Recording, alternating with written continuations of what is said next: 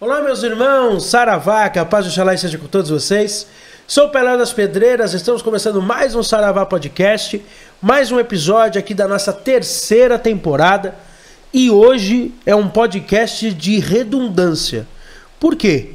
É o Pai Léo conversando com o Léo, mas não é um espelho. Hoje o nosso convidado é o Léo do Batucaria. Tudo Seja bem-vindo, Léo. Muito obrigado, gente, pelo convite. Uma honra estar aqui. A honra é nossa. Obrigado aí. Acompanho há um tempo, eu acho demais seu programa. Pô, obrigado mesmo. Léo e Léo, né? A dupla sertaneja aqui. Olha, isso é uma piada que eu ouço desde criança. Toda vez que eu falava que o meu nome era Leonardo, eu falei, e o Leandro? Você nem deve saber, meu pai que é Leandro. Leandro. Ah, meu pai que é Leandro. Mas você tem quantos anos? Tenho 19. Ah, você nem lembra do Leandro. O Leandro já tinha morrido quando você nasceu. Mas eu já escutei essa piadinha. Todo Já lugar que ouvi, eu vou com meu pai, a dupla sertaneja. Leandro Quando você era criança, você ia pensar, quem é Leandro, né? É. Eu pelo menos sabia, porque ele tava na TV. Ele faleceu, né? Tem... Pô, há muitos anos já, um Léo. já, Há né? muitos anos. Que ano? 98. Você nasceu em que ano? 2005. 2005. Você não conhece o Senna, cara. Puta, é. Isso é uma tristeza pra mim. Não conhecer, ter pessoas não conhecido. conhecem o Senna. Infelizmente. Tem gente que hoje pergunta, será que o Senna foi tudo isso? Léo, foi tudo isso. Quem viveu sabe, foi tudo isso. É. Bom, e o Léo do Batucaria tá aqui. É até legal a gente começar, porque assim, quando a gente lançou lá no comecinho, falou assim, gente, quem você quer ver no Saravá Podcast? E aí eu recebi uma mensagem que eu achei maravilhosa, do Léo mandando, eu. Falei, então tá bom.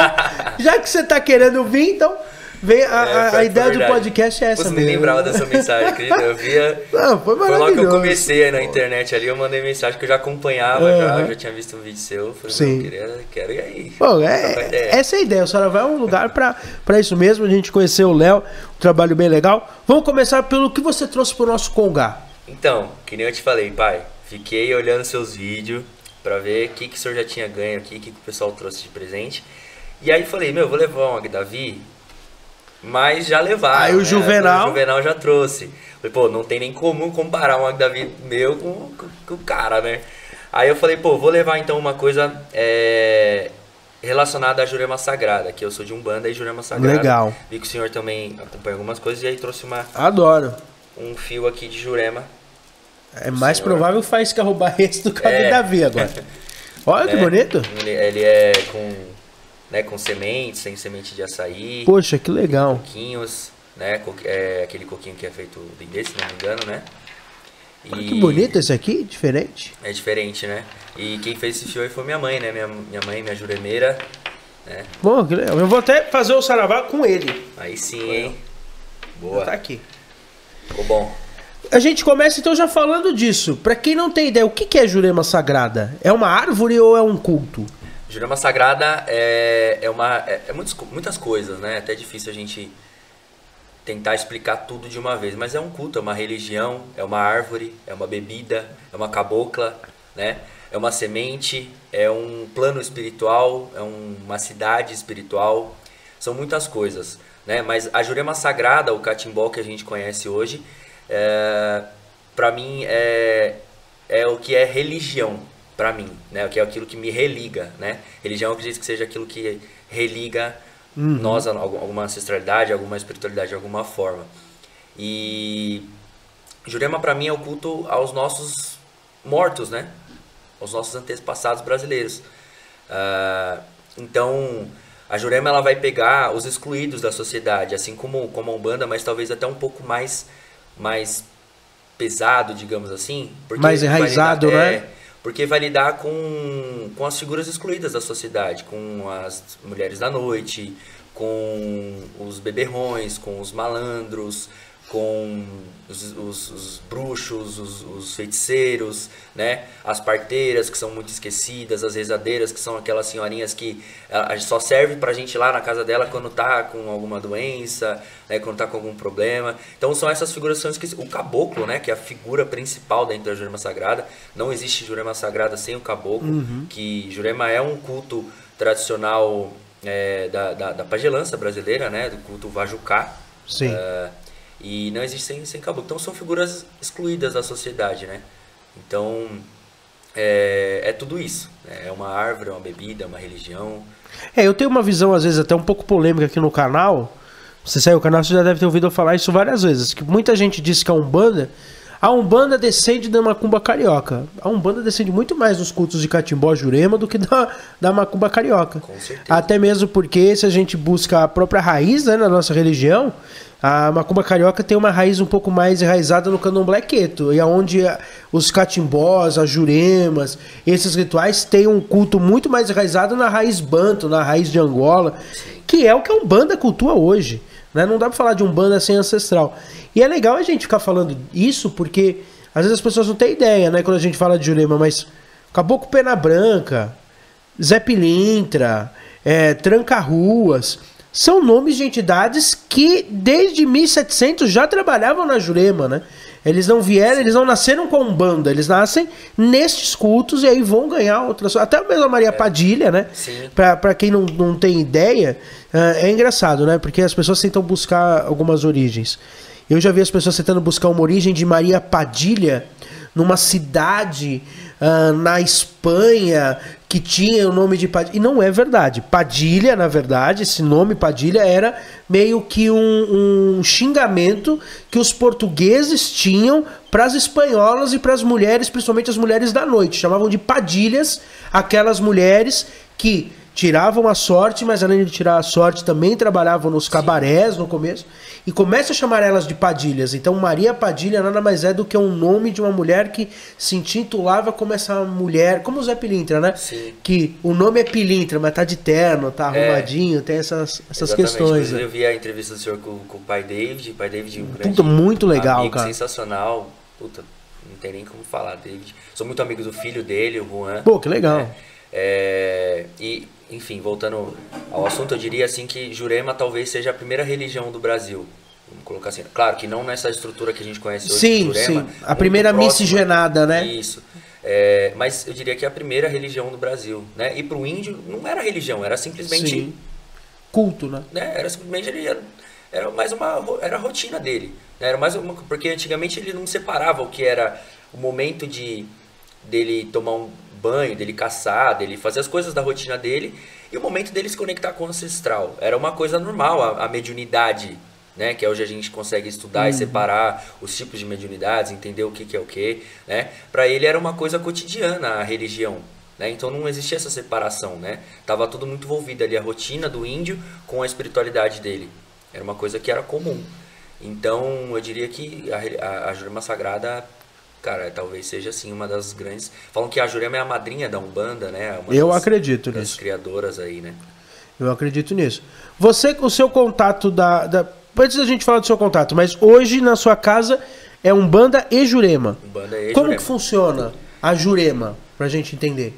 Tem Então, gira, tem culto, sim. toma-se a Jurema, como que funciona? Tem entidade, como é que é? Sim, a gente faz separado, né? Não, óbvio, assim, um mestre às vezes pode baixar dentro de uma gira de Umbanda ali em algum momento, né? Principalmente meu pai, ele recebe muitas das vezes os mestres, assim, por exemplo, uma gira de baiano, que é uma energia muito próxima ali, né? Isso é outra polêmica, mas todo baiano é um mestre de Jurema, né? As pessoas que não estão preparadas para isso. Os caboclos, então, nem se fala. Boiadeiros. Boiadeiros, marinheiros, ciganos, é que a Jurema tem todo tudo, né? mundo, Todo todo mundo. Não tem como. Mas a gente faz separado, né? Tem o dia específico para Jurema, o dia específico para Umbanda, né? Mas até uma coisa assim legal, que eu acho legal a gente falar, Jurema não tem um culto específico para Exu e Pombagira. Jurema não cultua, mas todo juremeiro tem seu Exu e sua Pombagira. Sim. Então, em casas que são só de Jurema, você vai encontrar ali, por exemplo, o dia específico, que é em agosto, se eu não me engano, dia 13 de agosto, se eu não me engano, que é a Noite Negra de Exu, que é um rito específico da rama do Acais, e que nesse dia exato os juremeiros se reúnem para agradecer, para ofertar os seus Exus e suas Pombagiras. Né? Mas dentro da Jurema você não vai ver, por exemplo, um Exu baixando numa gira de mestre. Sim. Por exemplo, ou muito raro, ou talvez no final ali para algum trabalho específico. Né? Mas Jurema é culto ao encanto e ao encantado. Né? Eu costumo sempre, de alguma forma básica, né, resumidamente, tentar explicar isso para as pessoas que são um pouco mais leigas de Jurema. O encanto é a força que mora na natureza, é a força que mora na cachoeira, na pedra, na cobra, na ave, né? É a força da natureza. Sim, aquilo que nos move, né? Exato. O éter, né? Sim. Como os espíritas vão chamar. E o encantado é aquele que uniu a sua alma, a sua vida, a sua força, a sua personalidade a um encanto, a algo da natureza. Seja, aí vai existir dois caminhos possíveis aí, né, de existir um encantado. Vai existir o caminho de que alguém te encantou em vida, então, em vida ou no momento da passagem da morte, que é o que acontece com os índios, que na hora da morte ali o índio não tinha um cemitério, ele não acreditava que você ia pro cemitério. Sim. E aí você ficava lá até acordar de alguma hora, ou ficar lá dormindo para sempre, né? O índio acreditava que você morreu, a sua alma tinha que ser alocada em algum lugar da natureza para você reviver, para você voltar de alguma forma. Então aí você encontra figuras como caboclo cobra coral, caboclo do arco-íris, caboclo da cachoeira, caboclo de boia. Sempre ligados à natureza. Exato, né? Então muitos dos caboclos de Umbanda vão ter essa, né, enfim. Então o outro caminho né, pela passagem ou em vida, né? E o outro caminho é você ser convidado após sua morte por algum príncipe ou princesa dentro da Jurema, né? Alguns mais velhos vão falar sobre isso, que ele vai ser preparado ali após sua morte, ele vai estudar, vai conhecer, e aí se torna mestre, se torna um encantado. Isso é legal a gente falar e você falar, porque assim, tem gente que hoje confunde muito o que é encantado. Tem gente que fala, não, mas encantado nunca encarnou. Pro culto da Jurema, os encantados encarnaram. Eles foram homens ou mulheres que morreram e se encantaram ali, né? São mais vivos que a gente. Mas se encantaram, mas sim, tiveram uma passagem pela carne, né? Sim. Não são espíritos. Porque eu acho que tem muita gente que confunde, e isso, infelizmente, está enraizado principalmente na Umbanda Sagrada, porque alguns livros de Umbanda Sagrada traziam o encantado como o elemental. E o elemental é uma coisa, o encantado é outra, né? O cacique cobra coral, ele se encantou, mas isso não quer dizer que ele é uma cobra de fogo que nunca encarnou. Elemental é elemental, ele não é uma salamandra, né? A gente precisa fazer essa desassociação. Sim, na Jurema são pessoas, né, que tiveram sua vida, tiveram sua rotina, tiveram suas coisas e morreram, né? E aí se alocaram em algum lugar da natureza. Então, né, vai existir esses dois caminhos. Por exemplo, o meu mestre Carlos, é um mestre antigo de Jurema, ele é um mestre muito ligado à rama do Acais, à família do Acais, que existem famílias, né? Sim. Existem ramas. A história dele é muito legal, porque ele ficou conhecido como um dos grandes mestres por ele ter se encantado sozinho, né? Ele era um menino, existe o Carlos Velho, que é o pai, existe o Carlos Menino, que é esse meu mestre, né? Vou tentar resumir. Ele queria muito aprender, ele enchia o saco do pai dele para aprender sobre bruxaria, que o pai dele já atendia, já tinha ali seus trabalhos espirituais. Ele queria muito aprender, mas ao mesmo tempo ele era um moleque, né? E ele queria saber de farra, de beber, enfim. E um dia ele encheu tanto o saco do pai dele, queria aprender. O pai dele brigou, ele discutiu com o pai dele, falou para ele sair, ele pegou uma garrafa de cachaça, se embriagou a tarde inteira, foi pro meio do mato.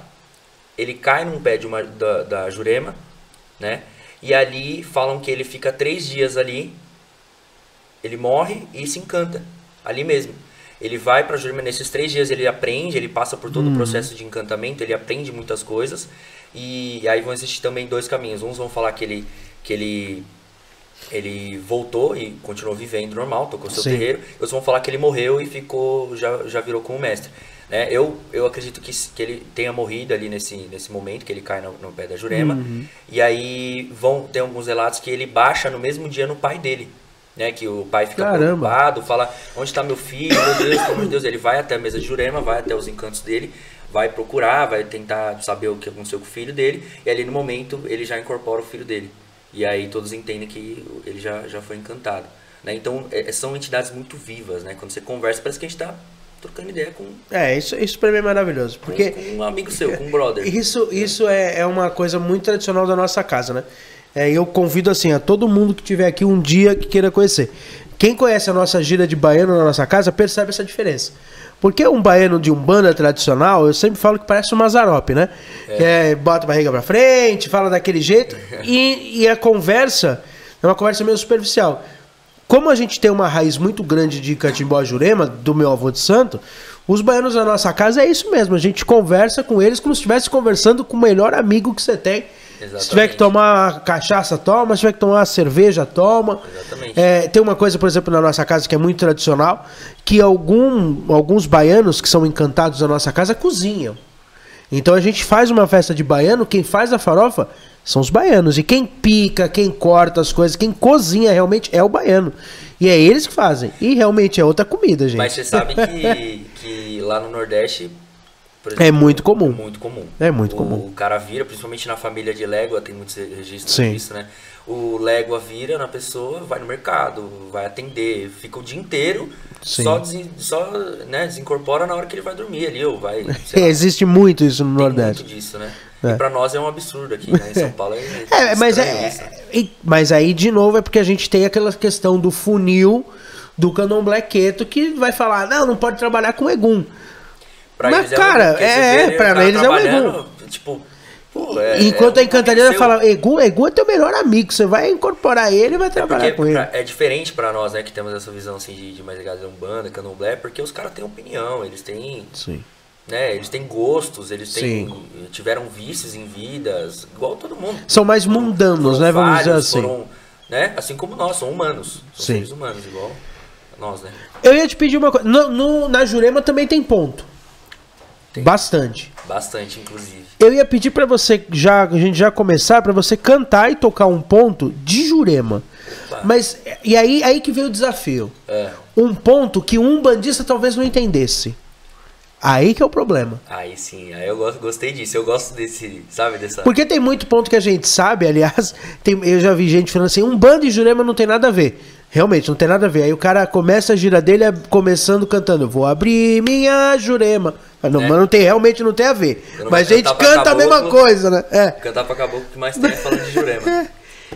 Mas... Ó, tem um ponto que... um linho, né? Quiser já pegar a tabaca ali? Opa, tabaca aqui. Lógico. Pegar aqui, pode. Esse não tá consagrado. Tem um linho. Eu não sei se eu podia fazer isso, mas eu vou fazer. Acho que conhecimento nunca é demais, né? Meus mais velhos me desculpem aí se eu estiver falando algum segredo, alguma coisa. Mas é uma coisa que eu aprendi que pra mim é sensacional. Que muitas das vezes, que nem a gente tava conversando, a gente canta as coisas... mas não entende o real significado ou tá meio que escondido ali nas entrelinhas de alguma forma, né? Não tá explícito o significado verdadeiro daquela cantiga, daquele ponto. Tem uma cantiga de Jurema que ficou até famosa aí, que lançaram no Spotify e tudo mais, que fala assim: Ô Jurema encantada, que nasceu do frio chão. Ô Jurema encantada, que nasceu de um frio chão. Dai-me força e ciência, como deste a Salomão. E ele vai fazendo uma reza grande, só que a gente não entende. Se a gente parar para analisar, né, é meio quase que óbvio, né? Ele fala, o Jurema encantada que nasceu do frio chão. Mas aí você vai ver onde nasce a Jurema, a árvore, o Jurema preta, a Jurema branca, é no Nordeste, é no seco. Sim. Né? É no chão rachado. Como que é o frio chão? Se é um calor de 40 graus na sombra. Só que aí a gente para entender, o frio chão é o cemitério. Sim. É a terra, é o fundo, né? É onde estão os minérios, onde estão os nossos encantados lá, os nossos ancestrais estão lá debaixo da terra. Então é daí que nasce a Jurema, dos mortos. Entendeu? E tá escondida, as pessoas não entendem. Não a Jurema tem falar isso, mas a Jurema tem muito isso, né? Tem. Você precisa entender o ponto e esmiuçar, porque são pontos de tem até o nome, o Jongo fala muito disso, né? Os pontos de escondidos, né? Os pontos que você precisa explicar. Sim. Ele, não é tão simples. Sim. Tem uma cantiga também que eu gosto, que fala assim, pode tocar aqui? Pode. Vamos lá. Que eu geralmente canto ela pra mestre e caboclo também, né? Mas é bem bonita. Caiu uma folha na Jurema, veio sereno e molhou. Caiu uma folha na Jurema, veio sereno e molhou. E depois veio o sol e o sereno enxugou. E a Jurema se abriu toda em flor. Depois veio o sol, o sereno enxugou. E a Jurema se abriu toda em flor. Eu gosto bastante dessa cantiga. Bonita. É linda, né? Tem umas cantigas de Jurema que são muito bonitas. Posso mandar uma pro Messi? Pode. Já que falei dele, tem que mandar uma pra ele, né? Aí é um lamento, né? Que aí ele meio que conta a história desse mestre, enfim. São lamentos, né? Que fala assim: moça, dai-me o que fumar, que eu também sou um fumador. A pontinha que eu trazia caiu na água e se molhou. Eu botei pra enxugar, caboclo veio e levou. Moça, dai-me o de beber, que eu também sou um bebedor. A garrafa que eu trazia caiu no chão e se quebrou. Carro sem roda não anda, ninguém tomba sem beber. Mesmo assim é mestre Carlos, só trabalho se beber. Eu não tomo cana ardente, meu mano, quem gosta dela. Eu tomo 5 garrafas, meu mano, 9 tigela. Meu balaio de condensa, quem te tirou a metade? Carlos Gonçalves de Barros, só por falar a verdade. Cravo branco na lapela, é sinal de casamento. Guarda teu cravo, moça bonita, pra casar não tenho tempo. Cês viram passar aí um velho passarinheiro. Cês viram passar aí um velho passarinheiro. Minha gente dê notícia de mestre Carlos Violeiro. Minha gente dê notícia de Carlos velho violeiro. Ele meio que conta, né, de alguma forma ali a história do mestre. Como, é bonito demais, bonito, né? né? Eu sou suspeito, que eu adoro, cara. Falar pra mim de catimbó, de Jurema, pra mim é... Porque você canta isso, é como se eu voltasse dentro da minha raiz. Porque a gente canta essas coisas, a entonação, né? Você falou muito da entonação. Os pontos de Jurema é quase que uma entonação das ladainhas. Sim, das ladainhas, né? Exato. É até difícil pra você que toca atabaque, eu já toquei atabaque na casa do meu pai de santo. É difícil você encaixar um toque nessas ladainhas. Tem hora que você fala assim, cara, eu só vou rufar, porque não tem nem como encostar. Mas você me lembrou até um ponto, a gente vai cantar pra caramba hoje, né? No podcast que vai ter jeito. Mas tem um ponto que a gente canta, que é aquele ponto que a gente precisa entender. E a gente canta esse ponto na gíria de caboclo, que ele fala assim: ô Jurema, cadê o passo? Ô que mexe com ela? Ô Jurema, cadê o passo? Ô que mexe com ela? O passo era pintado das asas amarela. O passo era pintado das asas amarela. Porque o passo é o pássaro. Pássaro, né? É uma forma de juntar e é o pássaro. E esse ponto, ele tá falando, né? Esse ponto é cantado e ele é pergunta e resposta. Essa é a pergunta. E a resposta é: no pé da Jurema mestra tem 2 pássaros cantando. No pé da Jurema mestra tem 2 pássaros cantando. Um canta, outro responde, meu bom mestre está me chamando. Um canta, outro responde, meu bom mestre está me chamando. Andei, andei, andei, andei com o meu pezinho no chão. Salve a Jurema sagrada, salve o rei Salomão. Então a gente volta para essa questão da figura do Salomão, para a figura da Jurema, que são figuras muito importantes, né? E são pontos que a gente vai cantando e as pessoas não têm a mínima ideia do que está se cantando, do que está se falando. Pássaro com caboclo, o que tem a ver uma coisa com a outra, né? Mas é maravilhoso, né? Porque eu acho que essa é a cultura. Eu sou um entusiasta, essa é a verdade, da encantaria e do catimbó por causa disso. Porque eu acho que o catimbó, ele é a maior figura, e o catimbó, a gente coloca o catimbó como ritual de Jurema, né? Sim. É a maior figura da miscigenação brasileira. Por quê? Junta-se na mesma cantiga Salomão com a Jurema, com o tronco dos índios. Quem tá cantando muitas das vezes é algum descendente de escravizado, e tá cantando e tem a figura do nordestino e o boiadeiro e o baiano, tudo junto. É a miscigenação. É o Brasil. É o Brasil. Eu acho que a Jurema, ela é a maior figura do que o Brasil é. Exato. E é interessante a gente falar isso, que a Umbanda, porque a Umbanda ela é mais elitista. Isso é uma realidade. A Umbanda tenta buscar uma pureza, enquanto que a Jurema fala: não tem pureza, é tudo junto. É a galera, é o povão. É o povão, né? Não exclui ninguém, não tem esse negócio de pureza. Né? Isso é uma coisa muito legal. Cada um tem o seu valor dentro da Jurema, né? As mulheres da noite, todo mundo, lá você pode ser, os mestres são eles, né? Eles não precisam se comportar... Seguir uma cartilha que alguém escreveu num livro de Umbanda, exatamente. Né? Ou que ele tem que vir assim, fazer tal coisa, bater no peito desse jeito, bradar desse jeito, ou falar tal coisa. Não, ele pode ser ele. né? O nome, isso já é legal de falar, da questão dos nomes, né? Porque isso é muito uma questão do Catimbó e da Jurema. O nome do baiano é o nome dele mesmo, não tem esse negócio de, Zé do Coco. Não tô falando mal do Zé do Coco, não é isso, meu pai trabalha com o Zé do Coco. Mas na Jurema não tem o Zé do Coco, tem o José da Anunciação Ferreira, esse é o nome dele, né? É uma coisa mais pessoal, Sim. né? Eu acho que é uma coisa mais raiz mesmo. E se muitas das vezes você vai lá em Tambaba, em Alhandra, você encontra o túmulo dos caras. Data de nascimento, data da morte, o nome dele completo. Por exemplo, o link que eu cantei aqui fala o nome do mestre. Sim. Você vai encontrar aí Mestre Preá, por exemplo. Mestre Preá encantado no Preá, né? E outra coisa também que é legal de falar. Encantado no Preá, coitado, né? Tanto animal legal, foi encantar num preá, né? Você sabe por que ele falam que... Bom, aí eu posso estar falando besteira, mas assim... Por que cantar numa onça? Né? Pô, num tubarão... Pô, né? Num preá. Tá bom. É que falavam que ele ganhou esse apelido, preá, porque ele fugia da polícia. Então aí já é legal, rápido. agora já ficou legal. Ele fugia da volante. Mas... Vixe, agora até me perdi onde que a gente tava. Mas, por exemplo, o mestre preá, tem o nome dele lá, Antônio Pereira. Né? Fala na cantiga dele lá, né? Andaste por muitas milhas, descalço com os pés no chão, pedindo a Deus poderoso que me dê sua proteção.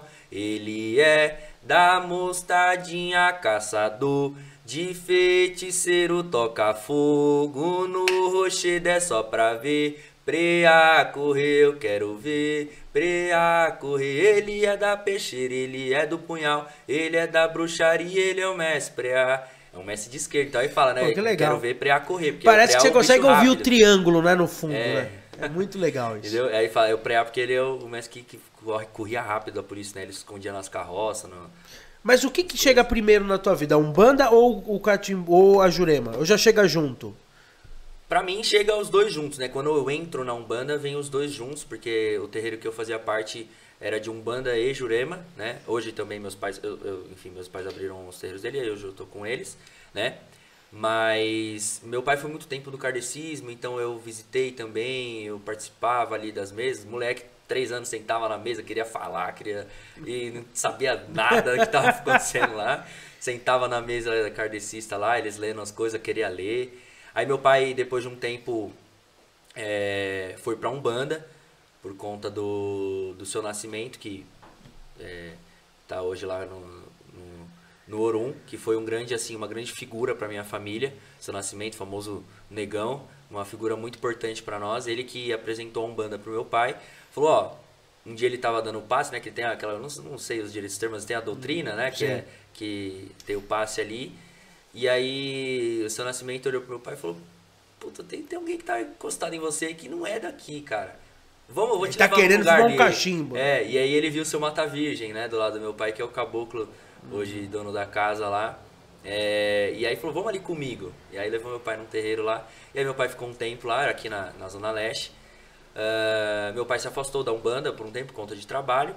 Né? E aí ele entra lá nesse terreiro de Santo André e aí é onde eu e minha família inteira vai, praticamente. Mas sua mãe só entra na Umbanda nessa época? Sim, na verdade minha mãe já entrou, né, nesse terreiro da Zona Leste. Tá. E aí depois eles saem e vai todo mundo junto pra esse de Santo André, que é onde nós estávamos até hoje. E aí eu odiava aí, né? Essa é a verdade, eu odiava ir pro terreiro. Isso é muito legal falar. Criança odeia ir pro terreiro. Odeia muito. Criança odeia ir pro terreiro. Você vai me perguntar, eu queria jogar videogame. Lógico, a criança quer ver Digimon, quer ficar vendo... Queria jogar bola, queria fazer qualquer lógico. coisa menos ir pro terreiro, porque pra mim era chato ter que ficar esperando 4 horas, ficar com fome. É verdade. Né? Fala, podia estar em casa jogando videogame com meus amigos e tal. Mas aí eu comecei a me interessar, porque eu sempre fui do batuque, sempre fui de fazer barulho, na verdade. Essa mesa aqui pra mim, quando eu era moleque, era um playground, era tipo... Puta, passava horas aqui só mãe de atabaqueiro sofre. Sofre. O que eu já tomei de esculacho dos meus pais é brincadeira, hein? Minha avó, então, vixe. Isso que você tem 19 anos, você não pegou na época que era lata. Tudo era lata. Na época, nossa, que era legal. Tudo era uma latinha para batucar. Quando você vai no mercado, então, nossa, saco de arroz é tambor à vontade. Mas aí eu comecei a me interessar, né? Porque, puta, eu vi os caras tocando e eu achava muito legal. Fiz aula de bateria por um tempo. E eu achava aquilo sensacional ver os caras tocando. E aí um dia eu peguei o banquinho, né, da assistência assim, ficava olhando os caras tocar e ficava imitando, assim, batendo. E aí o pai de santo olhou e falou, opa, calma aí. Estamos precisando de alguém aqui, estamos precisando de gente pra tocar, né? Sempre, né? Em todo lugar. Aí, na outra gira, o caboclo da mãe Lina, o seu arco-íris, chega no meu pai e fala, ó, próxima gira esse menino tem que estar no atabaque, não quero saber se você quer ou não, ele tem que estar aí, próxima gira. Você tinha quantos anos? 11. Novo. Novo. E aí na outra gira eu tava lá, aí minha madrinha só falou pra mim assim, ó, não sei tocar, mas faz isso aqui, tá, tum, tá. Em cima, embaixo, em cima e segue o que eles estão fazendo aí. E aí eu fui tocando. Na cara e na coragem. Os outros rapazes estavam tocando lá também, eles não conheciam também, não tinha tanto acesso, né? Hoje em dia que, graças a Deus, tá com mais facilidade, tem mais livros, tem mais vídeos, né? Aulas, enfim, então tem mais essa facilidade de aprender. Mas na época não tinha, na época era só, se vira, sabe? Então, tipo, né? Aí eu comecei, durante a pandemia, eu me mudei pro lado do terreiro, fui morar do lado, literalmente, parede pro terreiro, e era pandemia, né? Não tinha nada pra fazer. Vou ensaiar todo dia. Vou tocar todos os dias. E aí eu ficava lá treinando o dia inteiro. Aí comecei a ter aula com o meu professor Gabriel, que também é juremeiro. Inclusive, um grande agradecimento que esse cara aí... Assim, a gente não teve tanto tempo de aula, não foi muita... Foi 3 meses, 4 meses de aulas, não lembro direito. Mas, pô, foi o que me mudou totalmente minha visão sobre atabaque. Que antes eu tocava só por... Ouvido. Por ouvir, só por... Não tinha técnica, né? Não tinha fundamento, não tinha o porquê, não tinha... Sabe, só ia porque meu pai obrigava, praticamente, né? E aí o Gabriel, ele começou a né, expandir, assim, essa visão pra mim, me passar os toques mais avançados, porque querendo ou não, a gente fazia só o que a gente chamava de toque da casa, né? Que tem muitos lugares que tem isso, né? Que é o terreirão, Busca-pinga no boteco. Que era só isso, e era todos os toques isso. Aí eu ficava de saco cheio, falava, pô, quero mais. Eu vejo os caras tocando aí, putz, os caras fazendo um monte de toque, de repique. Esse toque da casa era o busca-pinga no boteco? Era o famoso busca-pinga no boteco, né? Terreirão, que os lugares vão chamar um bandão, né? Depende, cada lugar chama de um jeito aí. Mas aí eu comecei a estudar com ele e... Puta, aí eu comecei. Fui vendo os vídeos, pegava de ouvir, ia nos terreiros, já pegava, assim, já ouvia. Sempre fui muito bom de ouvido, sabe? De escutar o cara fazendo, já repetia aqui. E aí fui melhorando, fui indo. É uma questão, o atabaqueiro, né? Em alguns lugares, por uma briga, alguns chamam de ogã, mas o curimbeiro e tal. O cara que nasce com esse dom, ele nasce com isso. Eu falo isso porque, por exemplo, o meu afilhado, eu tenho um afilhado, sou padrinho dele desde que ele nasceu, ele tem 7 anos, né, o Lucas? Vai fazer 8 agora em dezembro. Com 3 anos de idade, ele pegava os brinquedos, virava ao contrário e batucava. Aí. Era uma criança de 3 anos. Ele sabia fazer um toque? Não, mas tinha ritmo. Uma criança de 3 anos já tinha ritmo. Já tem uma tendência, né? Já tem uma tendência. A posição da mão dele não eram toques igual, por exemplo, uma criança faz. Não. Já tinha entonação, era... Pô, não, tem tempo de som, já tem ritmo, já tem... uma batida ele deu mais forte que a outra, ele botou uma tônica no toque, então com 3 anos de idade. Vem no sangue, isso, porque quando ele foi batizado, a entidade do Congá mesmo já falou, esse aqui vai ser Ogã quando crescer, esse aqui é Potabá. E até hoje ele tem fascinação. Semana passada a gente tava abrindo uma gira, a minha Priscila tava abrindo lá embaixo, eu ainda tava aqui em cima, e aí tava cantando a defumação. Ele tava aqui em cima, na parte de cima do terreiro, batucando na mesa no mesmo toque lá de baixo e cantando a defumação. Então igual é lá isso. Na cadeia, é isso, né? Vai... A pessoa que nasce com esse dom, ela parece que tem mais facilidade mesmo, né? Sim. Do mesmo jeito que um médium rodante tem mais facilidade, que vê um espírito, tal, quando é criança, já incorpora. Mais, normal, né? É uma característica, né? Sim. E ser atabaqueiro, ser curimbeiro, Ogã, enfim, também é um tipo de mediunidade, se a gente parar sim, pra pensar, e né? muito importante, né? Sim. A intuição, eu diria que para tocar você tem que estar ali com a anteninha ligada sempre para ouvir, porque você tem que estar prestando atenção, né? Os recados que chegam, às vezes vem do nada, assim, pô, canta tal ponto, canta para tal linha. Às vezes só da entidade de olhar, ela já pede o ponto, né? Exatamente. E às vezes uma situação, é o que acontece direto comigo. Pô, um exemplo, uma vez eu fui tocar lá em Taboão da Serra, uma inauguração de uma casa, e a dona da casa era a vovó Cambinda, uma preta velha. E eu tocando lá, tocando. E aí eu comecei a puxar vários pontos em sequência que falavam de ervas, mas principalmente de arruda. né? E Arruda, tal, falava de Arruda. E aí eu cantei um ponto, eu não me lembro exatamente, não lembro qual que é esse ponto agora, mas eu puxei um ponto que falava que a Preta Velha trazia a Arruda pra trabalhar e na hora, exatamente na hora, chegou um monte de filho com um monte de talo de Arruda assim, entregou na mão da Preta Velha. E aí você fala, pô, será que foi coincidência? Não era. Então você sempre tá ali com o radinho ali, com a intuição, sempre atento ao que tem que acontecer. Um exemplo, você tá tocando, mas também vai da sua visão, vai da sua interpretação da gira. A Maria Padilha pegou uma rosa ali, ela vai entregar uma rosa pro consulente. Já começa a cantar pontos relacionados à rosa. Mas aí a gente já vai partir para um assunto que a gente tinha falado que é legal a gente conversar. A questão de você estar antenado com o que está acontecendo na gira. Porque hoje em dia, a gente sabe que a maioria dos pontos de demanda são pontos que o povo gosta. Porque o ponto de demanda ele fala de cortar, de tirar, de não sei o que, de não sei o que lá. Legal. Mas tem gente hoje que usa o ponto de demanda a qualquer momento. A torta direita, né? Ele usa... Explica isso pro pessoal. Como é que funciona isso? Existe um momento certo ou o cara simplesmente... Você pode, tipo, Você não vai saber o que é jukebox? Você sabe o que é uma jukebox? Jukebox sei, Sabe? pô, que você coloca É, uma que você moedinha bota pra lá pô. e toca qualquer coisa. O Ogan não é uma jukebox da Macumba, né? Não, e o pessoal acha, né? Porque, puta, várias vezes na gira ali o pessoal chegava e falava, canta, dói. Aí você tá numa gira de Preto Velho, o que tem a ver, né? Aí você olha assim e fala, tá bom, mais tarde eu canto. Na volta a gente canta, né? Mas, enfim. Na volta a gente pega, né? Igual a mãe no shopping. Igual. Mas sobre essa questão de pontos de demanda, eu não acho legal a gente cantar a todo momento, sem necessidade. Né? A gente tem que saber, que nem eu falei, a gente tem que saber o que a gente tá fazendo. Você tem que ter uma intenção para aquele ponto. Você vai estar cantando, você tem que bater no peito e você vai cantar ponto de demanda, você tem que demandar alguém ou algo. Ou você tá só cantando porque você quer pagar de legalzão, de... Mas aí é uma pergunta, o ponto de demanda tem que ser cantado pelo atabaqueiro ou pela entidade que tá comandando? Não é a entidade que tem que sinalizar? Porque imagina, a entidade tá ali trabalhando, de repente você vai cantar um ponto de demanda do nada. Do nada, né? Não tem a entidade vai porquê. olhar, mas não, eu só tava curando. Eu acho que tem um propósito. Eu acredito que assim, eu acho que tem que ter essa visão de fazer o trabalho junto da entidade, que ela tá quebrando demanda ou demandando algo, enfim. Essas duas opções. E também eu uso muitos pontos cantados para mim, na minha vida. E passo isso para meus alunos, passo isso para o pessoal do meu terreiro. Para você usar os pontos na alguma situação da sua vida. Pô, tô com problema com a minha família brigou. Aí você, já, por exemplo, já nesse tema, né? Pô, tem uma discussão de família, uma discussão no trabalho, um problema ali. Aí você já canta. Foi lá no Cruzeiro das Almas, aonde as almas vão rezar. As almas choram de alegria quando seus filhos combinam. Aí você combina, você já deixa tudo harmônico. Você já na sua mente, você cantando aqui, você que já tá tocando, você já imagina aquela situação, todo mundo se abraçando, o pessoal já bem... É um ponto de reconciliação, né? Exato. E aí fala, as almas choram de alegria quando seus filhos combinam. A magia cantada, ela tá na palavra ali, na hora que você tá soltando o seu DNA pro mundo. Você tá mandando uma carta ali pro mundo espiritual, falando, é isso.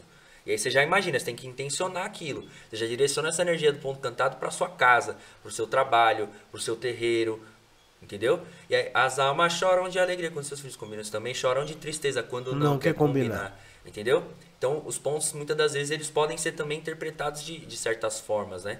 Você pode usar ali para a sua vida, mas também para um trabalho de um guia específico. E aí você falou uma coisa legal da entonação e da vibração também. Poxa, se a entidade está pedindo para eu cantar um ponto desse... É interessante que enquanto eu tô cantando, eu emane isso para as pessoas que estão recebendo aquilo. Também, né? Eu vivencio aquilo. Igual, por exemplo, tem um ponto de Preto Velho, eu gosto muito aqui. Na nossa casa, o nosso Ogan quase não canta. Mas eu, particularmente, gosto muito, que são as lágrimas do Preto Velho. Você já deve ter ouvido. As lágrimas de um preto velho correm dos olhos, mas vem do coração. Cada lágrima tem a dor de um filho seu, e o seu pranto é um pranto de emoção. Preto Velho já foi moço e já sofreu. Na fé de Zamba ele venceu a escravidão. Que beleza ver a Umbanda iluminada, tão desprezada por Sinhá e por Senhor. Mas nossa banda cada vez fica mais linda, pelos conselhos da vovó e do vovô. Olha o que tá cantando esse ponto. Né, cara? Não tem como eu cantar esse ponto como se eu estivesse em cima de um palco. É só cara, sentido, né, cara? Olha a letra. Pô, as lágrimas de um preto velho. Então eu vou cantar de uma forma mais melódica. De uma forma que eu vou sentir a lágrima do preto velho. E aí no final ele fala, que beleza ver a Umbanda iluminada. Pô, é um ponto de superação. Eu vou sentir essa superação, né? Eu não vou simplesmente cantar por cantar. Exato, e ele fala, né, que foi desprezado por Sinhá e por Senhor, ainda é, né? Sim. Ainda hoje é. Tava te contando hoje, as coisas que a gente passou, ainda existe intolerância religiosa. Muita. Parece que a gente ainda vive, né? A gente acha que o Estado é laico. Não é, a igreja ainda domina o Brasil, o mundo. Fala isso pro pessoal do Rio de Janeiro que sabe bem o que é o complexo de Israel, pra eles acharem como é bem laico o Brasil. É, bem laico, né? A gente vê aí, enfim. Mas, pô, esse ponto ele fala, né, que foi desprezado por Sinhá e por Senhor, e como é lindo ver a nossa Umbanda e tudo mais. É superação, que nem o senhor falou. Sentiu o ponto, né? Exato. Até um ponto de caboclo que fala de liberdade, né? Quem manda na mata é Oxóssi. Às vezes eu vejo o pessoal cantando um ponto desse. Quem manda na mata... Pô, nossa, cara, quem ódio, manda na mata é Oxóssi. Oxóssi é caçador. Pô, vibra esse negócio, sabe? Nos outros podcasts que eu fui, eu falei sobre isso. Falei, gente, eu posso fazer um apelo? Vou fazer aqui de novo. Posso fazer de novo mais um apelo?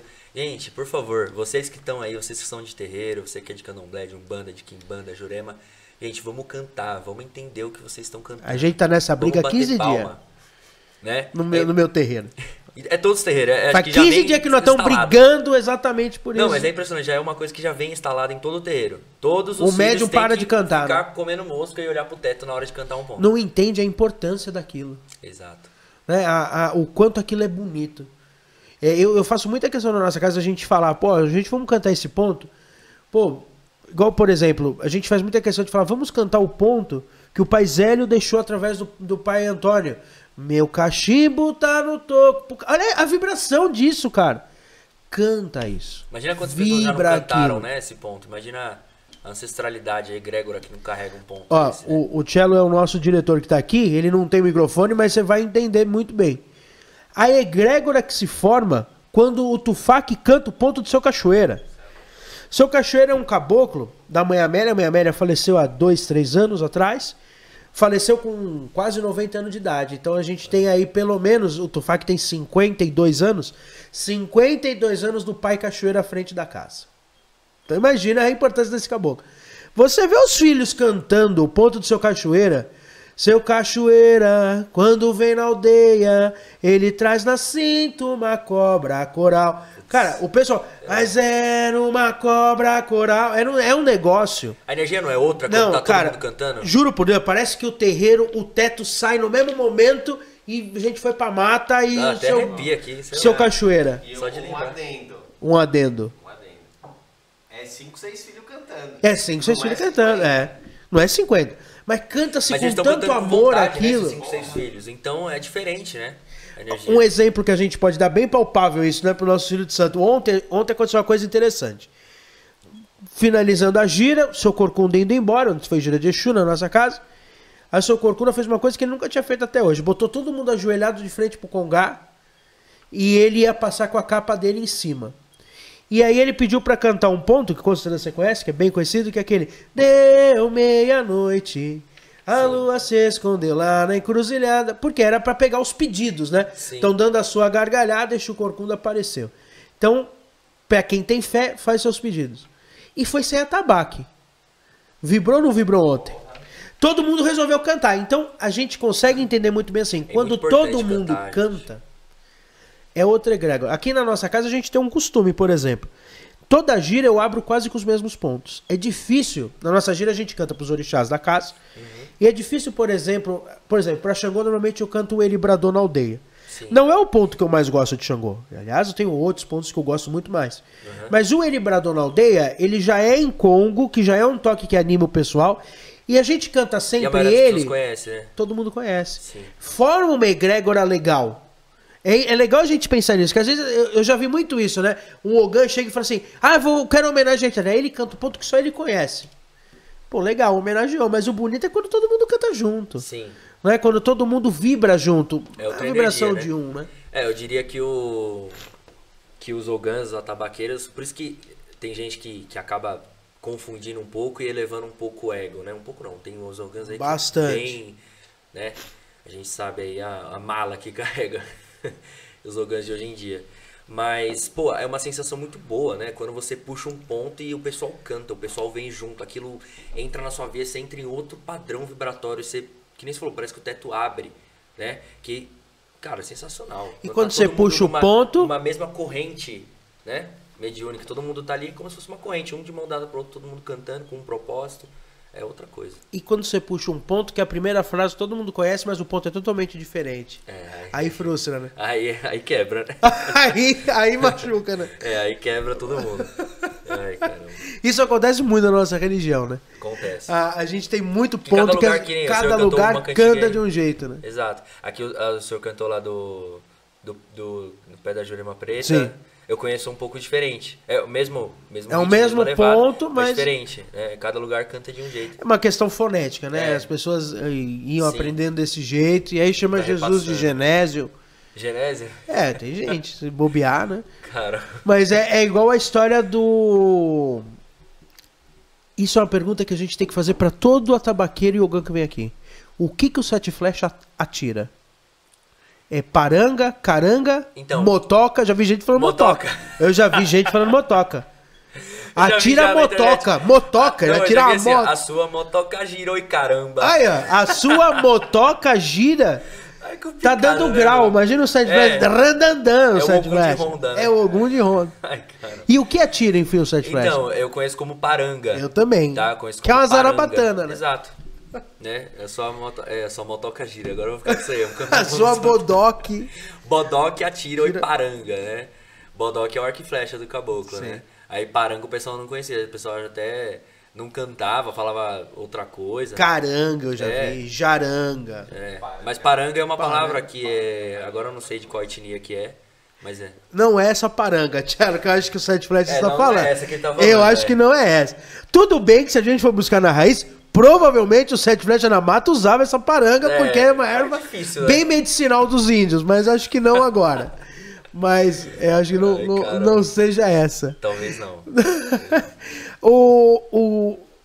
A gente está falando de ponto. E a gente tem uma outra questão também, que é a questão do ensinamento que o ponto dá. E hoje em dia a gente conhece pontos que, cara, eu não sei se eu cantaria na minha casa, não sei nem se eu cantaria pra minha família. Que tem pontos que falam de questões...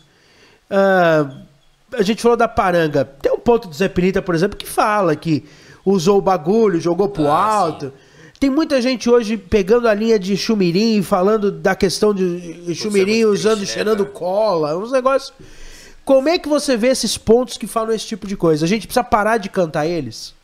Então, é delicado, é polêmico, né? Porque esse ponto que o senhor citou, tava sentado no muro, fumando bagulho, a polícia chegou. Joguei o bagulho pro alto, saí no pinote, ninguém me pegou. Pô, você tá cantando pra viciado. Você não tá cantando pra um malandro, pra um guia espiritual, para um ancestral seu. Pode ser que esse ancestral, por questões de sobrevivência na sua vida, ele tenha que ter cometido crimes, possa ter passado por situações de rua. E, pô, a gente não dá pra gente julgar, né? Quando você tá em situação de rua é uma outra coisa, Sim. É triste pra pessoa. Mas, pô, você vai cantar isso pro seu ancestral, você quer reviver essa dor que ele passou, esses problemas, ou você tá cantando pra um tipo de espírito que foi viciado, que foi... Não, cara, eu acredito que tem pontos aí que dá pra gente cantar pra, por exemplo, seu Zé Pilintra, o pessoal acredita que foi muito... Foi drogado, foi viciado, o pessoal coloca aí cantigas. Já vi gente cantando que Zé Pilintra subiu pro céu com um caixão cheio de droga. Tem ponto que fala isso? Tem ponto que fala isso. E é um absurdo, porque se a gente parar pra pensar, né, é que hoje ficou muito famosa essa figura do Zé Pilintra, o malandro, tipo o Zé Carioca da Disney. Mas virou o Zé Carioca da Umbanda. Aí, Zé Pilintra é juremeiro, tá? Zé Pilintra é isso que eu ia falar. Pra alguém que é da Jurema falar isso é um absurdo. Né? É uma tristeza pra gente.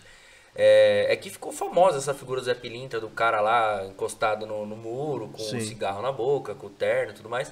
Mas Zé Pilintra foi um mestre, né? E aí a gente escutar esse tipo de coisa falando que ele era um viciado... Não, o cara era um feiticeiro, o cara era um boêmio. Ele era um sábio, um ancestral... Ele pode não ter sido um anjo, né? Um ser de luz iluminado. Mas ele não era esse tipo de coisa. É que eu acho que as pessoas acabam confundindo, porque tem um ponto bem raiz do Zé Pilintra. Na verdade, não do Zé Pilintra, de Malandro, que ele fala... se a Rádio Patrulha chegasse aqui agora, seria uma grande vitória, ninguém poderia correr. Agora que eu quero ver, quem é malandro não pode correr. E as pessoas... Mas o Zé Pilintra, esse ponto não tem nada a ver com malandragem e com malandragem, não tem nada a ver com bandidagem. Esse ponto foi feito na época da ditadura. Porque a Rádio Patrulha fechava os terreiros de Umbanda, porque a ditadura era contra. E o senhor sabe que muitos terreiros aí, os policiais chegavam, pra não levar o pai de santo preso, levavam o atabaque. Prendia o atabaque, né? Prendia o atabaque, aí parava o batuque, né? Exato. E aí ele fala disso, né? A opressão policial da época era... Hoje em dia já é difícil, imagina naquela época. Sim. Né? E o crime que eles estavam cometendo era ser um bandistas, não é porque tinha bandidagem lá dentro, não era nada disso. Era ser negro, né? Ser um bandista. Que até hoje tem gente sendo presa por isso. Tem gente passando por intolerância, tem gente sofrendo. Mas a gente sofre dessa questão que as pessoas não conhecem a nossa história, né? Eu falo sempre isso, eu gosto muito de falar da questão do Pai Jaú, que foi preso várias vezes. Várias vezes o Pai Jaú. O Pai Jaú é um nome que as pessoas quase não conhecem aqui em São Paulo. O Pai Jaú é um pai de santo.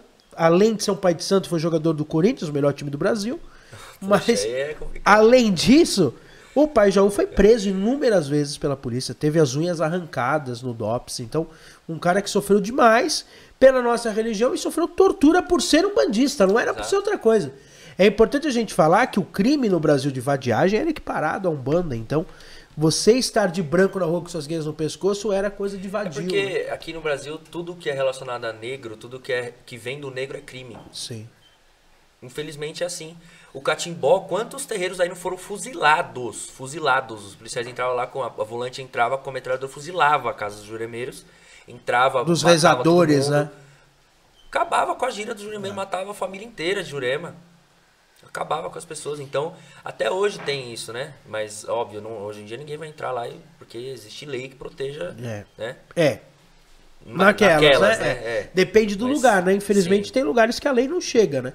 A nossa realidade, e isso é legal a gente falar, né? A gente tá falando pro Brasil inteiro, a nossa realidade aqui de São Paulo é uma realidade diferente. Aqui em São Paulo é difícil um terreiro ser invadido para isso. Não que não seja. Alguns são, mas é mais difícil. Mas em outros lugares no nosso país... é muito comum, né? E é mais horrível a gente pensar isso, que isso principalmente acontece hoje no Rio de Janeiro, que é o berço da Umbanda, o berço dessas religiões. Sim. É um lugar muito, muito triste da gente ouvir isso. Eu falo que assim, agora, eu tô passando isso com a minha família na pele agora, né? Nós estamos passando por um processo aí, que já deu tudo certo, graças a Deus já estamos em paz, mas nós sofremos intolerância religiosa descarada, assim. O cara falou pra gente que preferia não alugar pra gente por ser de Umbanda, ele preferia ficar sem receber dinheiro do que ter que alugar pra nós que somos de religião de matriz africana. Isso é um absurdo. É um absurdo, né?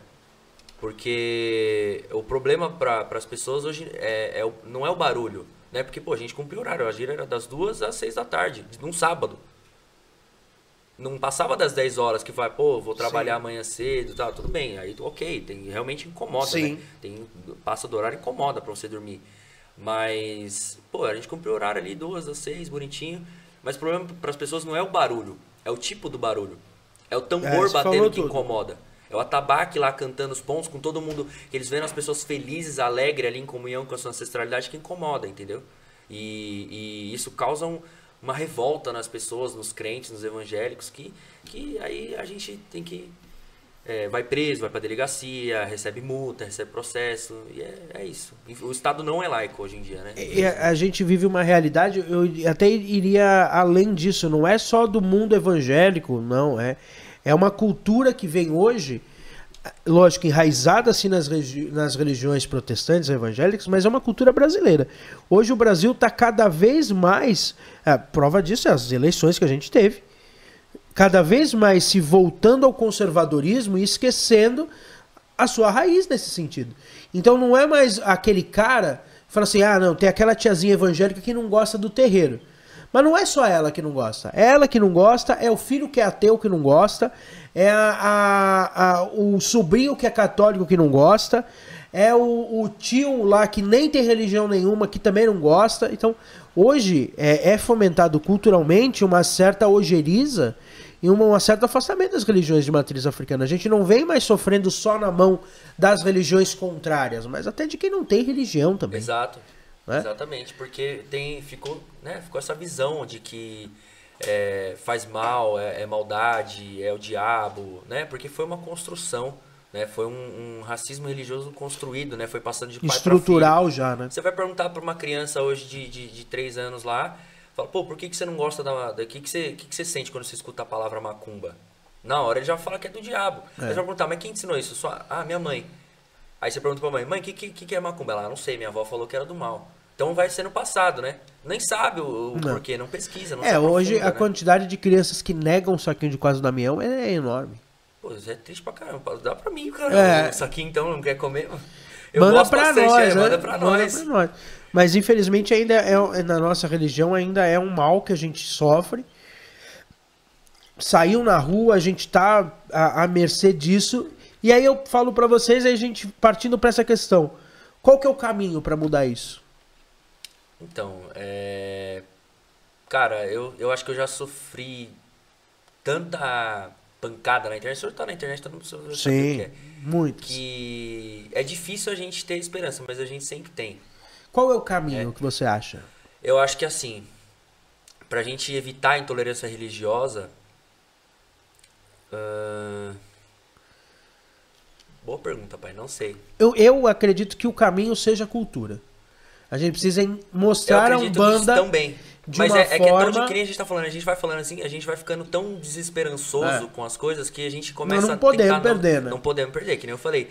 Mas eu acredito que com o trabalho que o senhor faz, com o trabalho que eu faço, a gente expandindo na internet... Eu acho que o teu trabalho é melhor do que o meu. Não, sendo então bem existe sério. isso. Acho que não existe cada trabalho. Vou explicar o porquê. Porque, na minha visão, o meu trabalho é um trabalho de doutrina, de conhecimento. E normalmente o cara que chega até mim é um cara que já tem uma vontade de ir para Umbanda. O seu trabalho de pontos, de música, chega em pessoas que às vezes nem querem ser umbandistas. Por que eu tô falando isso? Sim. Porque eu acho maravilhoso quando a gente vê hoje os pontos cantados de Umbanda chegando em lugares que a gente não imagina. Eventos, festivais, shows. Exato. Pô, o Sandro Luiz tá no Bar Templo toda semana, cara. Isso é maravilhoso. Sim. Eu acho que esse é o caminho. Eu acho que esse é o caminho. A gente tomar lugares que também são nossos por direito. Tá na TV, tá em shows, apresentações. Mas aí tem o outro lado, que eu já acho. Ponto cantado cabe no samba? O cara tomando cerveja cantando pro tranca-rua? E aí? Eu acho que... Agora é polêmico. Polêmico. Eu acredito que sim. Eu acho que não tem problema. Eu acho que você cantar. Agora tem problema se as pessoas começarem a confundir, começar a incorporar no samba. Mas todo ponto pode ir pro samba? Não, também não. Aí também acho que eu sou meio conservador acho que com todo isso. Ponto não. Mas acho que os pontos do povão, né, que já tá na galera dói, os pontos de esquerda principalmente tá muito aí nos sambas, né? Eu acho que não é errado. Eu acho que é você saber diferenciar. Eu acho que é legal você até colocar ali para as pessoas, falar, ó, isso aqui não é bagunça, né? Igual a gente vê, calma, gente, não é assim, vamos controlar, né? Porque tem gente que é sem noção e incorpora no meio do samba, né? Mas eu acho que não é errado, porque que nem a gente falou, a gente vai mostrar, se você pode estar no metrô às 6 da manhã ouvindo um louvor, por que você não pode estar ouvindo um ponto? Concordo. Eu acho justo, né? Eu acho justo, então a gente tá num... Mas pontos também que construam, né? É importante a gente falar isso, né? Também. Pontos que tem uma letra legal. Tem uma base, né? Tem uma base, tem uma mensagem. Sim. Eu acho legal isso. Igual, por exemplo, eu gosto muito nesse aspecto, eu até tenho uma amizade com ele, que é o Sandro, eu acho bonito os pontos que ele canta nesse sentido. Tem que ter fé. Pô, eu acho legal pra caramba isso. Só que a gente também vê o outro lado. A gente vê um pessoal cantando uns pontos, igual, por exemplo... Tem um ponto que você botar no TikTok, você vai ouvir várias vezes aquele negócio da Maria, não sei o que matou o marido com 10 facadas, não sei aonde. Será que nós estamos ensinando isso? É legal ensinar isso? É complicado. Eu acho que nem o senhor falou, vai cantar em lugares públicos, vai cantar no show, em apresentações, eu acho que tem que ter uma base, tem que ter um porquê também, né? Da gente cantar, tem que... Não só cantar porque tá famosinho, porque tá legal, né? Que nem a gente falou aqui, né? Tem que saber. Mas só voltando um pouco, pai, eu pensei um pouco melhor na pergunta de como a gente pode combater a intolerância. recentemente eu recebi um prêmio chamado Prêmio Jovens do Axé, né? Recebi ano passado, eu recebi esse ano também. E no meu discurso, agora me lembrei, eu falei sobre a importância daquele prêmio para mim, né? Que não era um prêmio meu, não era eu que estava recebendo aquele prêmio. Eram os meus ancestrais, eram aqueles que vieram antes de nós, né?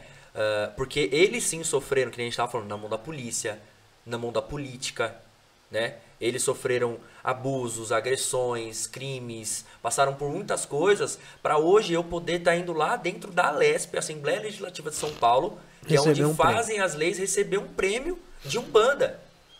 Que até poucos anos atrás, até hoje em dia, mas assim, né, explicitamente até, sei lá, mais de 100 anos atrás, tinha um ato de tinha uma lei, que era o ato de vadiagem. Sim. Você não podia tocar um atabaque na rua. Muito menos. Na sua casa, piorou. Imagina tocar dentro da Alesp, né? Exato. E aí a gente foi lá, tocamos atabaque, cantamos pontos dentro da Alesp. Então, eu acho que, respondendo a pergunta, acho que o melhor jeito da gente combater é isso, estando em locais onde um dia a gente já foi recriminado, um dia a gente já sofreu, e a gente ir lá e mostrar, falar, pô, não, a gente está aqui, a gente também tem esse direito de estar aqui, né? A gente também pode, né? A gente também pode estar num palco aí, a gente também pode estar falando sobre Umbanda numa grande reunião, num grande evento aí, a gente pode estar na TV falando sobre isso, por exemplo, o pai David Dias foi na TV Cultura esses dias, deu uma baita entrevista lá, né? Então a gente tem que tomar esses lugares que também são nossos. O Estado é laico, a gente também está em todos os lugares, porque a gente só vê aí a igreja tomando conta da TV, tomando conta de todas as mídias, né? A gente também tem que ir mostrando ali a nossa cultura, né? Eu acho que não entrar em conflito, não entrar em guerra com os crentes, não entrar em guerra com outras religiões, mas também mostrar que a gente pode ter o mesmo tanto de coisas que eles têm, né? Ter esse mesmo acesso, esse mesmo esse mesmo alcance que as outras religiões têm, não é? Eu acredito que seja assim, mostrando a nossa cultura, mostrando nossas cantigas, nossos pontos, né? Eu acho que é isso, fazer nosso trabalho na internet. Também acho, concordo plenamente, porque eu acho que o único caminho é a cultura. Qualquer outro caminho não vai funcionar. E infelizmente vai ser a longo prazo. Não sei se vou ver, acho que não. Acho que nem você talvez vai ver. Mas se pelo menos os nossos netos já viverem uma realidade melhor, exato, com certeza já é melhor. É ruim, né? Eu ficar falando, mas faz parte. Aqui é sem corte, porque aqui é um banda real. É isso, é ao vivo. Léo, tira aqui uma bolinha aí, nós temos perguntas das pessoas que já vieram aqui. Vamos pegar Vamos ver. Essa verde aqui. Verde, você é palmeirense? Não. Eu sou São Paulino. São Paulino? Tricolor. Não gosto de futebol, então. Calma aí. Quer que eu abro? Acho que vê. Melhor. Tá acostumado já. O Kinder Ovo, mas você lembra do Kinder Ovo? Você lembra do Kinder Ovo? Lógico, tem até lógico. hoje. Não, mas na minha época o Kinder Ovo custava R$2. Agora é um carro. Uma casa, né?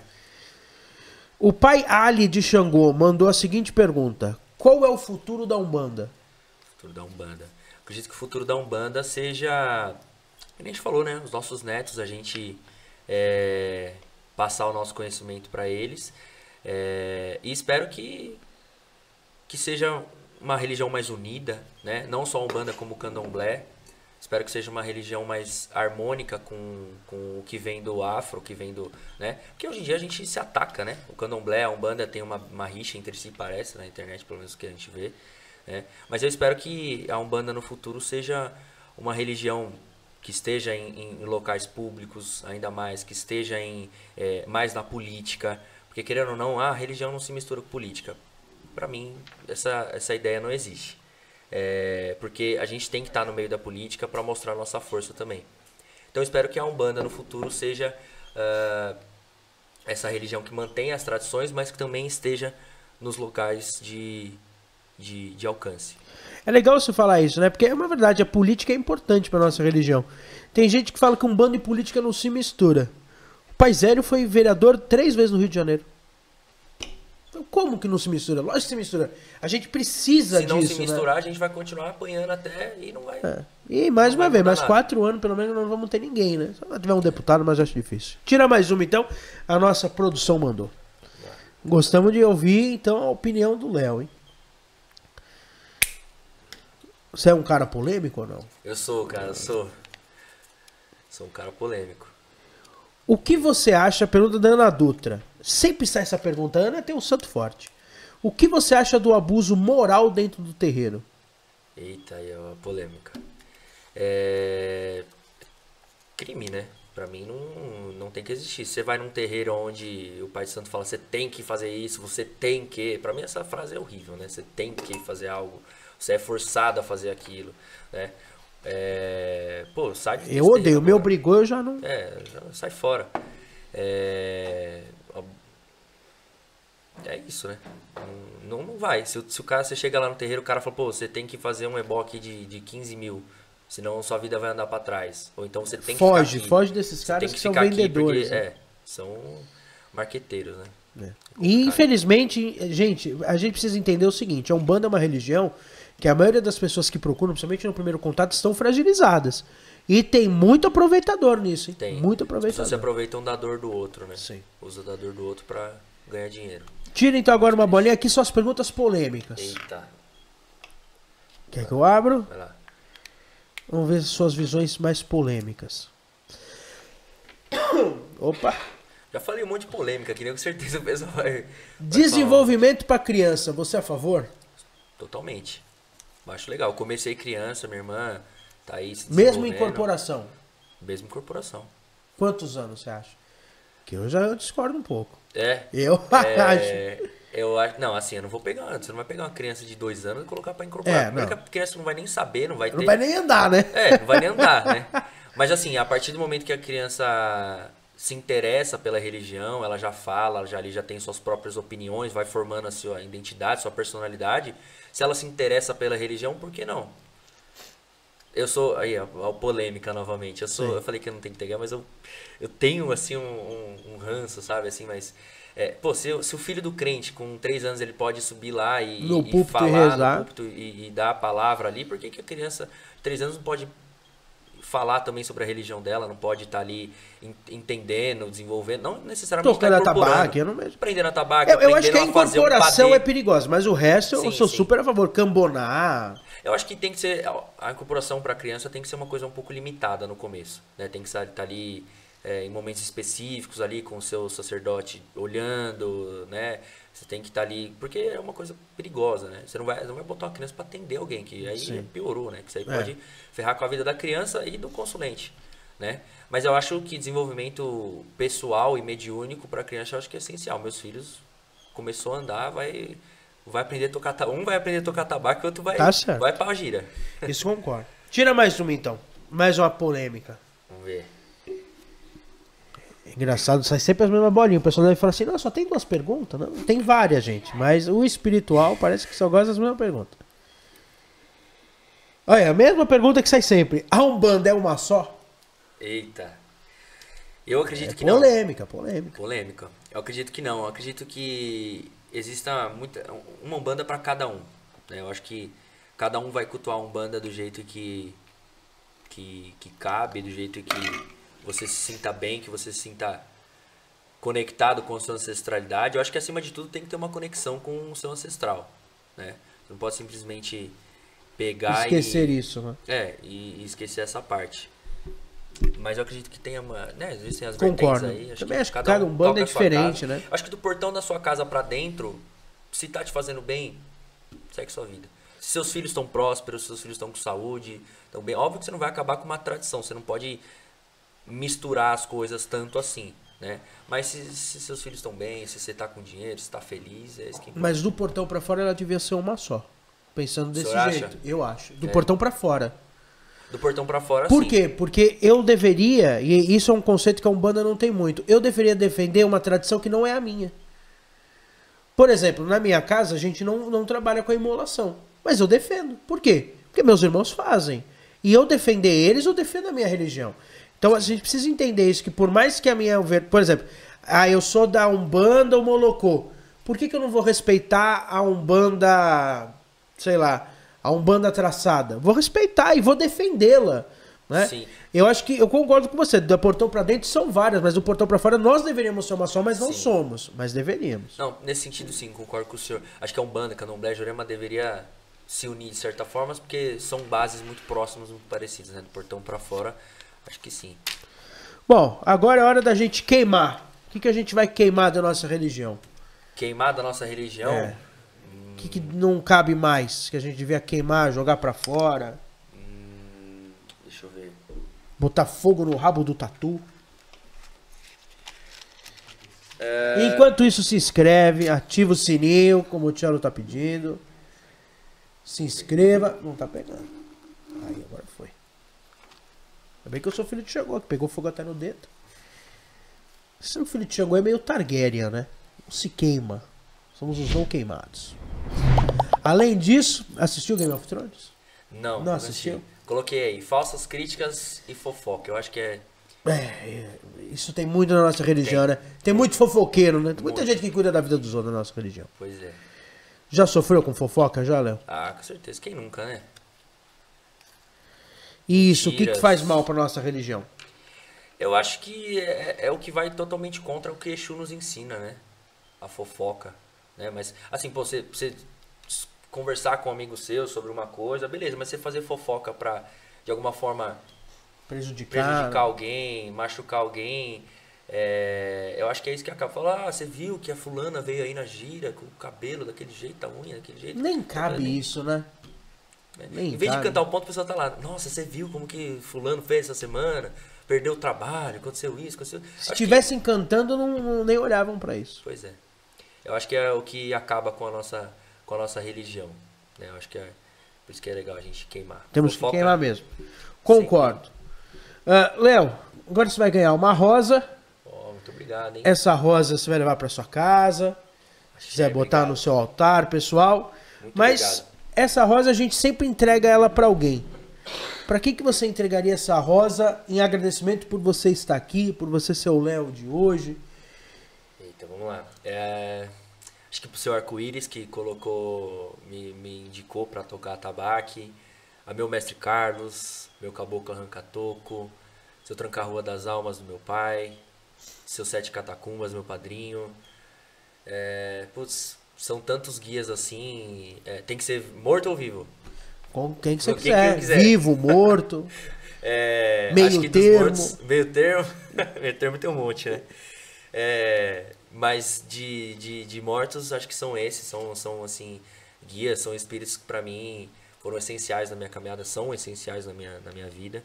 Né? Sem eles eu não estaria aqui hoje. E vivo, com certeza, meu pai e minha mãe. Putz, sem eles... Minha namorada também, Yasmin, mandar um beijo pra ela. Senão vai ficar bravo. Senão ferrou, né? Dormir no sofá, lascou. Mas meu pai, principalmente, minha mãe, putz, sem eles me dão dica, me dão direcionamento de como me importar, de como, né? Sempre falaram pra eu estudar, então, pra mim são minhas referências, são minhas bases. É isso. Léo, você vai ganhar também o Senzala, livro que eu espero que você goste. Muito obrigado. Depois eu faço uma dedicatória. Inclusive, eu conto a história, né, do Pai João. A gente falou isso, né, no começo, de entidades que nem todo mundo foi santo quando foi encarnado, né, mas estamos todos em busca de uma redenção. Então, esse livro conta bastante isso. Quem quiser esse livro, aqui embaixo você encontra, aqui no nosso site, ou chama no WhatsApp que a gente manda autografado para você. O Senzala, Prisão da Alma, que é um livro bem interessante. Espero que você goste. Você também dá aula de atabaque. Quem quiser, como é que faz? Como é que te acha?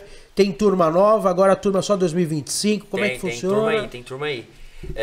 Bom, quem quiser mais informações sobre aula de atabaque, pode me chamar lá no Instagram, @batucaria_, ou lá no WhatsApp, 11 9 99 93 2556.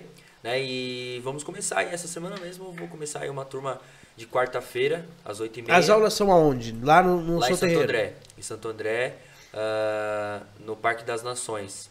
Tá?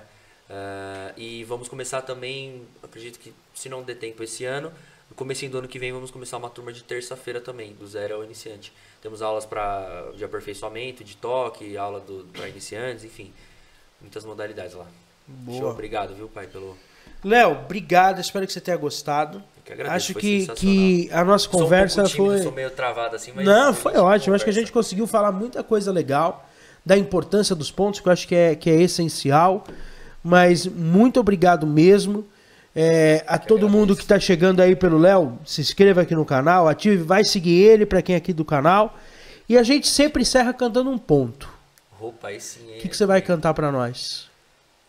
Acho que eu vou cantar pro meu caboclo, pô. Não posso deixar, né? Deixa que a Rosa. Pode pegar o atabaque, fica à vontade. Deixa eu pegar aqui. E, como a gente sempre fala, se você quiser saber mais sobre tudo que a gente falou aqui, pontos cantados, rezas, doutrina, sobre Jurema também, procura um terreiro, é lá que você vai encontrar suas respostas. Umbanda se faz no terreiro, nenhum lugar longe disso. É isso. Vamos lá, Léo. Que acabou. Na vida a gente tem duas escolhas, o certo ou errado, isso vai de você.